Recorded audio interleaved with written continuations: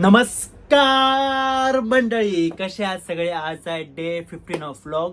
आजचा दिवस जरा लवकर सुरू होणार आहे कारण आज आपण जाणार आहोत यश राज फिल्मच्या ऑडिशनसाठी. यश राज फिल्मचं ऑडिशन खूप वर्षांनंतर होत आहे आणि मी विचार केला काय बाई लवकर जाऊ, 6 वाजता वगैरे निघूयात. आणि कारण 12 ते रात्री 9 पर्यंत ऑडिशन होतं, तर मला तर वाटलं की 6 वाजताच येतील लोक, 100-50 वगैरे. मग मी लवकर निघालो, 9-9:15 पर्यंत पोहोचलो आणि बघतो तर काय 10 आणि 15 लोक होते. वाचलो बाई.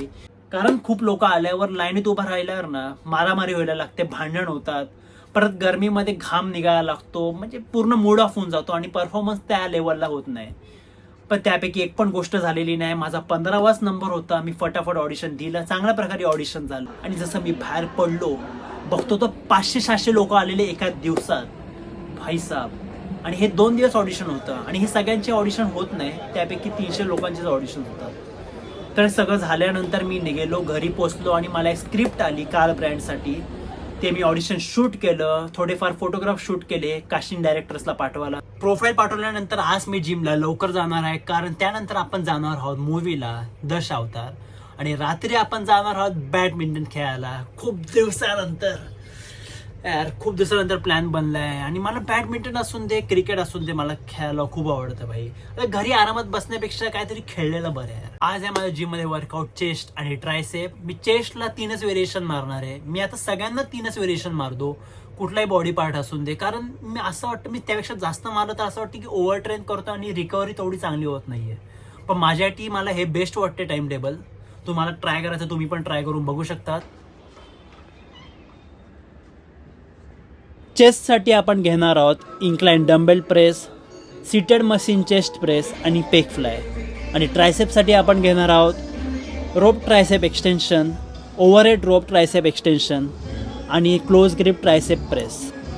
वर्कआउट झाल्यानंतर मी लगेच घरी गेलो, फ्रेश वगैरे झालो आणि लगेच मूवीसाठी निघालो कारण माझ्यामुळे लेट होत होता.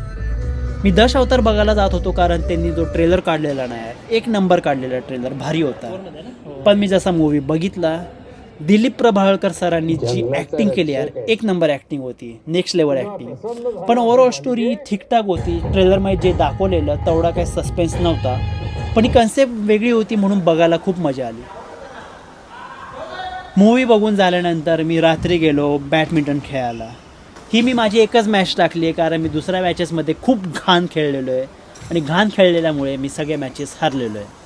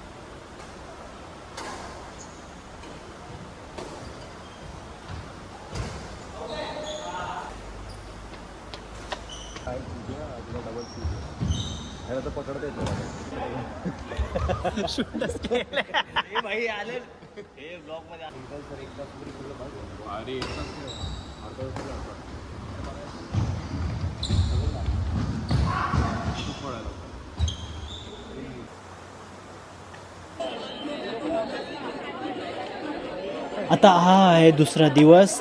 आम्ही सगळ्या मित्रांनी ठरवलं की देवीचं दर्शन घ्यायला जाऊया टेंबी नाकाला. तर आम्ही गेलो आणि बघतो तर काय खूपच रश आहे.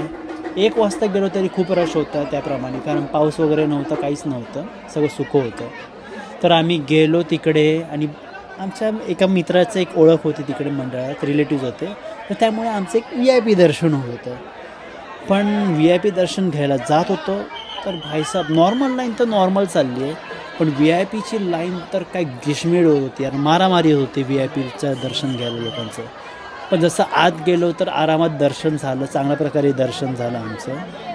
अशा प्रकारे आजचा व्लॉग इथे संपलेला आहे. नेक्स्ट व्लॉगमध्ये एका वेळेस मी गरबा खेळायला जाईन, फिक्स नाही, बघूयात कसा काय प्लॅन बनतो. तोपर्यंत भेटूयात एक नवीन धमाकेदार व्लॉग सोबत.